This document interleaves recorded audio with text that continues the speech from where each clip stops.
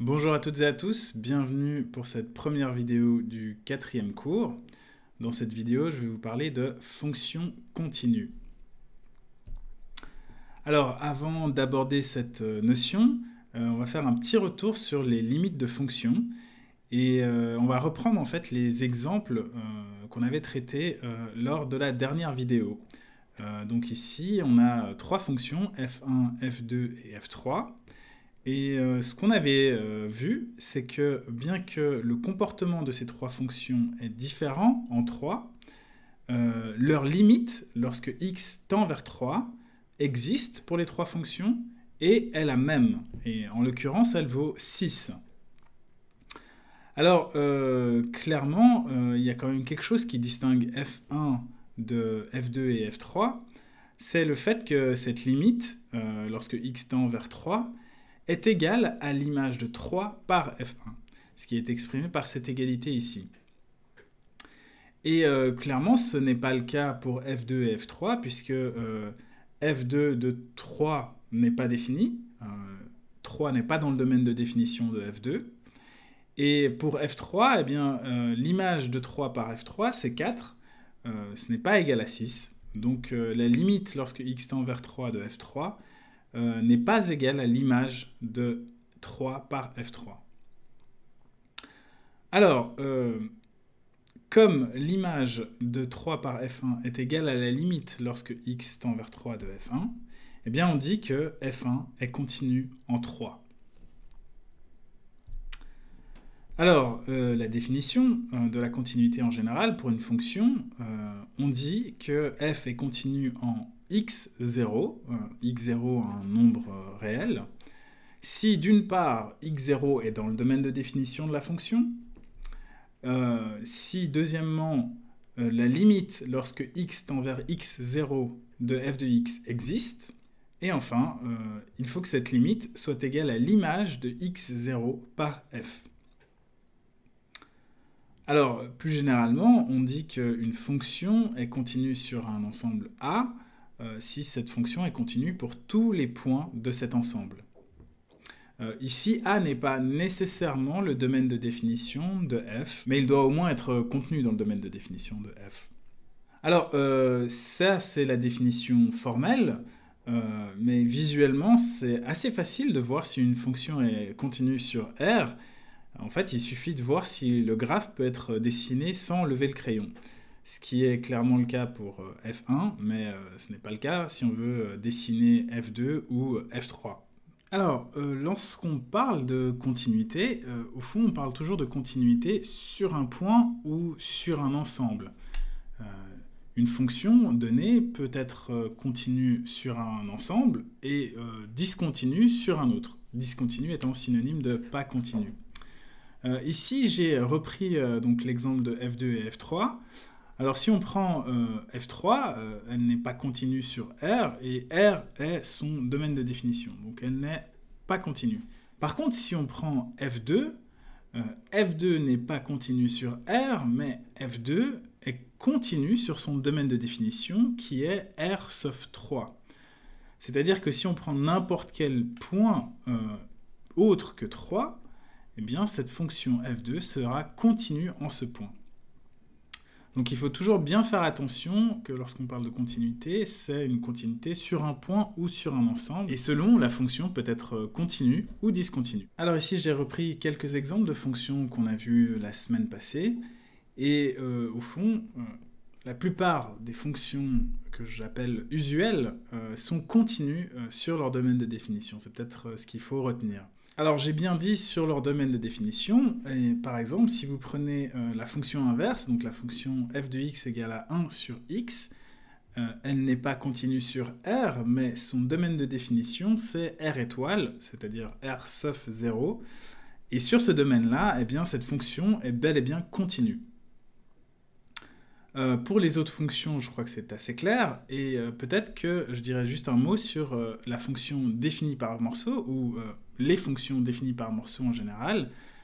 Pour vérifier leur continuité, il faut regarder au point de passage. Donc pour cette fonction ici, le point de passage c'est -1, Alors visuellement, on voit clairement que la fonction est discontinue, mais pour vérifier la continuité algébriquement parlant, il faudrait regarder si la limite à gauche de moins 1 est égale à la limite à droite de moins 1. On va traiter un exemple juste après. Alors, la continuité est préservée par les opérations élémentaires sur les fonctions. Donc l'addition, la soustraction, la multiplication et la division.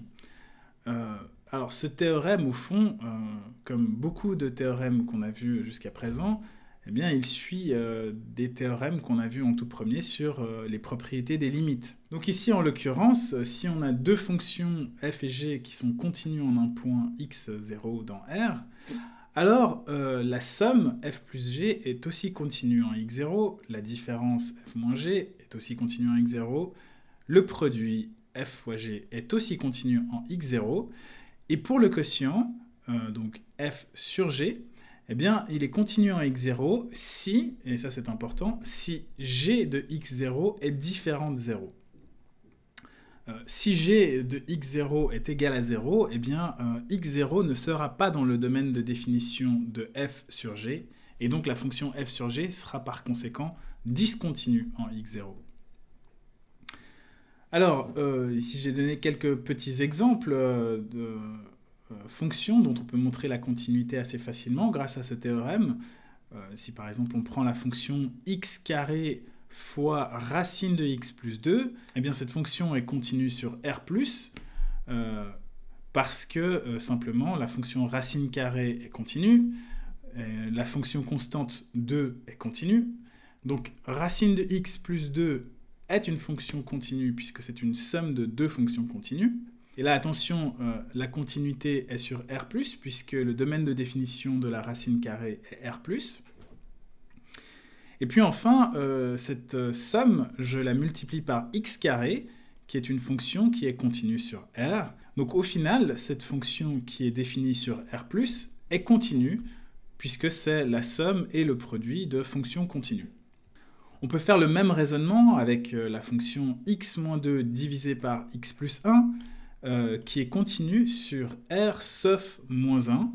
Et là, vous voyez pourquoi on exclut moins 1, puisque je divise par x plus 1. Et donc, x plus 1 s'annule en moins 1. Je dois évidemment exclure moins 1 pour considérer le domaine de définition de f. Et donc maintenant, x-2 et x plus 1 sont deux fonctions continues. Et la division de x-2 par x plus 1 est continue sur son domaine de définition qui est R sauf moins 1 par le théorème sur les opérations élémentaires. Alors je vous ai parlé juste avant des fonctions définies par morceaux et je vous ai dit qu'il fallait vérifier au point de passage. Alors la première chose qu'on peut dire, c'est que pour tous les x0 appartenant à R sauf 2, c'est-à-dire tous les points qui sont en dehors du point de passage ici, eh bien pour tous ces points-là, la fonction va être continue. Pour les x qui sont strictement plus petits que 2, eh bien la fonction c'est simplement 2x carré plus 4, qui est une fonction continue. Et pour les points qui sont strictement plus grands que 2, la fonction c'est 3x cube moins 7, qui est aussi continue. Donc pour voir si cette fonction qui est définie sur tout R, pour voir si cette fonction est aussi continue sur tout R, il faut juste vérifier la continuité en 2. Et pour ça, il faut calculer la limite à gauche et à droite de 2 de cette fonction. Et le calcul est fait juste ici. Alors, pour la limite à gauche, c'est-à-dire limite lorsque x tend vers 2 moins, eh bien, on a ce calcul-là. Alors, je veux calculer la limite lorsque x tend vers 2 par valeur inférieure à 2 de f de x. Alors, pour les x qui sont strictement plus petits que 2, eh bien, la fonction f de x vaut 2x carré plus 4. Maintenant, 2x carré plus 4 est une fonction continue sur tout R. Donc, la limite à gauche de cette fonction est égale à la limite tout court de cette fonction. Ça explique la deuxième égalité. La troisième égalité, j'ai remplacé x par 2. Pourquoi? Parce que 2x carré plus 4 est une fonction continue en 2. Et donc, je peux simplement remplacer cette limite par l'image de cette fonction en 2. Et puis je fais ensuite le calcul et je tombe sur 12. Alors, le raisonnement, c'est le même lorsque je fais la limite à droite. Lorsque x est plus grand que 2, la fonction f de x est égale à 3x³ moins 7. 3x³ moins 7 est une fonction continue, donc la limite à droite de cette fonction est égale à la limite tout court de cette fonction. Et comme elle est continue, eh bien, je peux simplement calculer l'image en 2, ce qui me donne 3 fois 2x³ moins 7, et ça me donne 17. Comme ces deux limites ne sont pas les mêmes, eh bien, je conclus que la fonction n'est pas continue en 2. Alors, la semaine passée, on a aussi parlé d'une autre opération sur les fonctions, qui est la composition. Et le théorème suivant dit que la composition préserve la continuité. Alors concrètement, ça veut dire que si on a une fonction qui est continue en un point x0, et si on a une deuxième fonction g qui est continue en f de x0, que je note ici y0, alors la fonction composée g rond f va être continue en x0. Et concrètement, en termes de limite, ça veut dire qu'on a l'égalité ici, qui dit que la limite lorsque x tend vers x0 de g de f de x, eh bien c'est simplement égal à g de f de x0. Donc l'image en x0 de la fonction composée g rond f. Alors, grâce à ce théorème, du coup, on peut déduire assez facilement qu'une fonction un peu complexe comme celle-ci, ici, le logarithme de la racine carrée de x, est continue sur son domaine de définition qui est R étoile plus. R étoile plus parce que, au fond, le domaine de définition de la racine carrée, c'est R plus, et celui de Ln, c'est R étoile plus, donc on prend le plus petit des deux. Deuxième résultat, si on a une fonction qui est bijective et continue en x0, eh bien alors, par bijectivité, on peut considérer la fonction réciproque, qui sera aussi continue en y0, donc l'image de x0 par f. Et donc en termes de limite, eh bien, on a que la limite lorsque y tend vers y0 de f-1 de y est égale à l'image de y0 par la fonction réciproque f-1. Si on y regarde de plus près, f-1 de y0, ce n'est rien d'autre que x0. Alors dans ce cours, on va principalement s'intéresser aux fonctions continues. Et on a vu que toutes les fonctions n'étaient pas continues. Donc une question légitime, c'est en quoi est-ce que la continuité est-elle intéressante ou utile? Alors je pourrais vous répondre simplement en vous disant que beaucoup des théorèmes qu'on va voir dans la suite du cours supposent la continuité et donc impliquent l'intérêt de la continuité, dans ce cours en tout cas. Mais peut-être qu'on peut déjà, simplement avec la définition, apporter une réponse assez intéressante au fond, qui est la suivante, c'est que la propriété de continuité, eh bien, c'est une propriété qui est propice à l'approximation. Alors, qu'est-ce que j'entends par là? Eh bien, si on prend la définition de la continuité, donc si on dit que f est une fonction continue en x0, eh bien, ça veut dire que la limite lorsque x tend vers x0 de f de x est égale à f de x0. Et cette égalité, elle peut au fond se comprendre de la manière suivante, c'est-à-dire que si x est environ égal à x0, alors f de x, l'image de x par f, va être environ égal à f de x0. Ce petit égal ondulé, ça veut dire environ égal. Alors, ce que je viens de dire là, vous l'avez fait maintes et maintes fois, j'en suis persuadé, lorsque vous calculez l'aire d'un cercle de rayon R, en prenant 3,14 comme approximation de pi. Alors, en effet, l'aire du cercle de rayon R, eh bien, c'est pi fois R au carré. Et donc, si je considère maintenant la fonction f de x égale à x fois r carré, eh bien, f de pi, ça va correspondre à l'aire du cercle de rayon R. Maintenant, je remarque aussi que cette fonction, x fois r carré, eh bien, c'est aussi une fonction qui est continue sur R, et donc en particulier, c'est une fonction qui est continue en pi.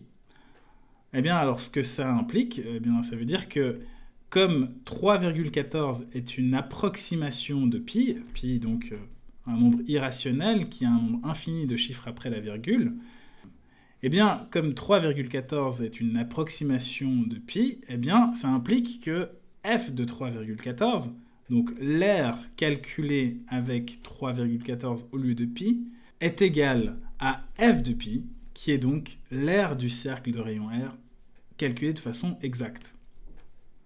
Alors, donc, en pratique, en économie notamment, vous serez certainement amené à étudier des fonctions qui sont des fonctions continues du temps.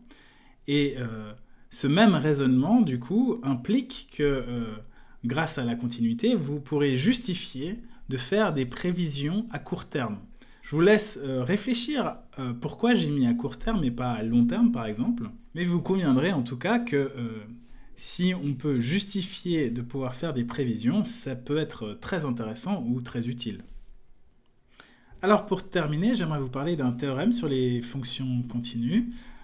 Alors il y a beaucoup de théorèmes sur les fonctions continues que je n'aborderai pas, notamment le théorème de la valeur intermédiaire.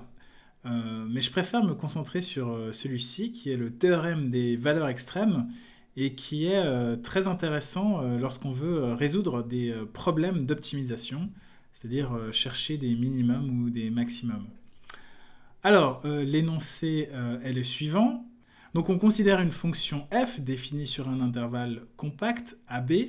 Donc un intervalle compact, je vous rappelle que c'est un intervalle fermé et borné. Donc ici, A et B sont deux nombres réels et ils sont compris dans cet intervalle. Donc on a une fonction qui est définie sur cet intervalle compact et on suppose que la fonction est continue. Ici je ne l'ai pas écrit, mais continue sur cet intervalle compact. Alors, la conclusion, c'est qu'il existe un C et un D dans cet intervalle AB, tel que pour n'importe quelle valeur dans AB, x, eh bien on a l'inégalité suivante qui dit que f de C est plus petit ou égal à f de x, qui est elle-même plus petit ou égal à f de D.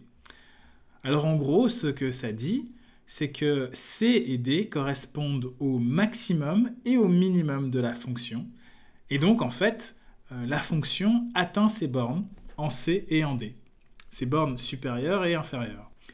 Alors, l'énoncé peut paraître très technique, il est ici donné dans le langage symbolique, mais visuellement, il est assez simple à imaginer ou à comprendre.